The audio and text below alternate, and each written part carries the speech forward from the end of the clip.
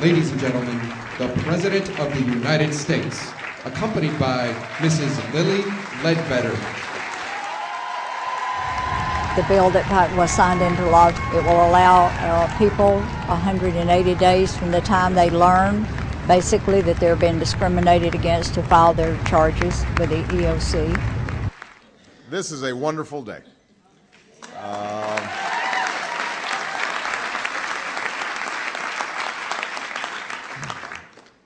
First of all, it is fitting that the very first bill that I signed, the Lilly Ledbetter Fair Pay Restoration Act,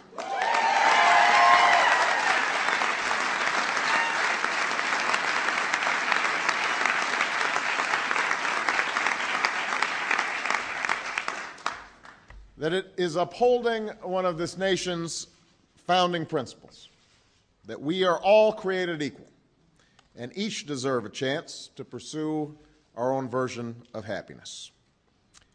It's also fitting that we're joined today by the woman after whom this bill is named, someone who Michelle and I have had the privilege to get to know ourselves. And it is fitting that we are joined this morning by the first woman speaker of the House of Representatives, Nancy Pelosi.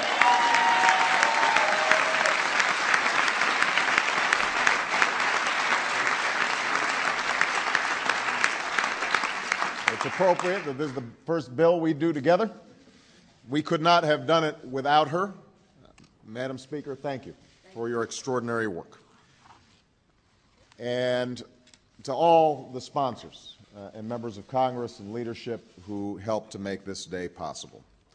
Now, Lilly Ledbetter did not set out to be a trailblazer or a household name.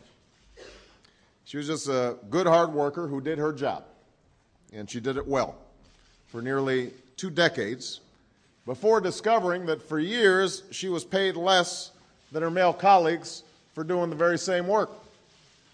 Over the course of her career, she lost more than $200,000 in salary and even more in pension and Social Security benefits, losses that she still feels today. Now, Lilly could have accepted her lot and moved on.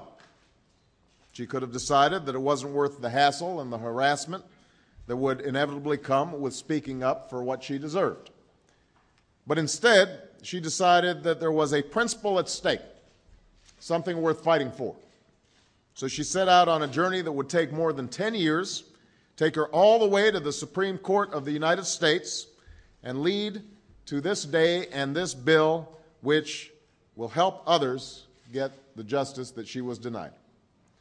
Because while this bill bears her name, Lilly knows that this story isn't just about her. It's the story of women across this country still earning just 78 cents for every dollar men earn. Women of color even less, which means that today, in the year 2009, countless women are still losing thousands of dollars in salary, income, and retirement savings over the course of a lifetime. Now, equal pay is by no means just a women's issue. It's a family issue. It's about parents who find themselves with less money for tuition and childcare, couples who wind up with less to retire on, households where one breadwinner is paid less than she deserves. That's the difference between affording the mortgage or not, between keeping the heat on or paying the doctor bills or not.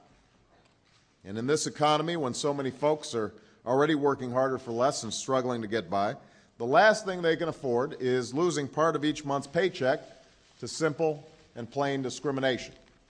So signing this bill today is to send a clear message that making our economy work means making sure it works for everybody, that there are no second-class citizens in our workplaces, and that it's not just unfair and illegal, it's bad for business to pay somebody less because of their gender or their age or their race or their ethnicity, religion, or disability.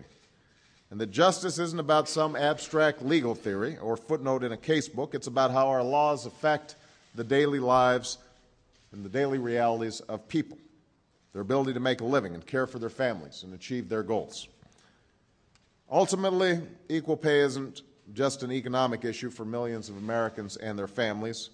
It's a question of who we are and whether we're truly living up to our fundamental ideals, whether we'll do our part as generations before us to ensure those words put on paper some 200 years ago really mean something, to breathe new life into them with a more enlightened understanding that is appropriate for our time.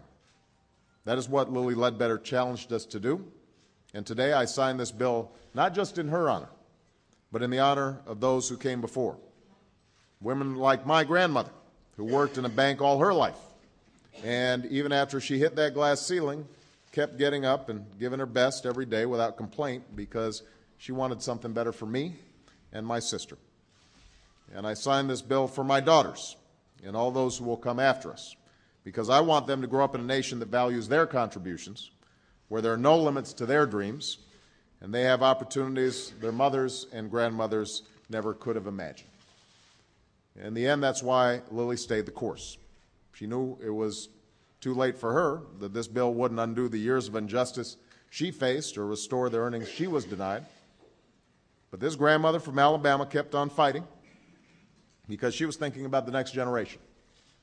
It's what we've always done in America, set our sights high for ourselves, but even higher for our children and our grandchildren. And now it's up to us to continue this work. This bill is an important step, a simple fix to ensure fundamental fairness for American workers. And I want to thank this remarkable and bipartisan group of legislators who worked so hard to get it passed. And I want to thank all the advocates who are in the audience who worked so hard to get it passed. This is only the beginning. I know that we stay focused, as Lilly did, and keep standing for what's right, as Lilly did. We will close that pay gap, and we will make sure that our daughters have the same rights, the same chances, and the same freedoms to pursue their dreams as our sons. So thank you, Lilly Ledbetter. It's wonderful. It's wonderful. I had hoped and dreamed that this would be, because it would be so significant of our new president and his carriage of justice for people, and he understands, I believe, him and his wife both understand what it's like to be a middle-class American. And you know, most families today, it takes two people to earn a decent living in this country, and I think they realize that, and this is one thing that will allow the women and the minorities to be paid fairly, and if they're not, then they will have an option to do something about it.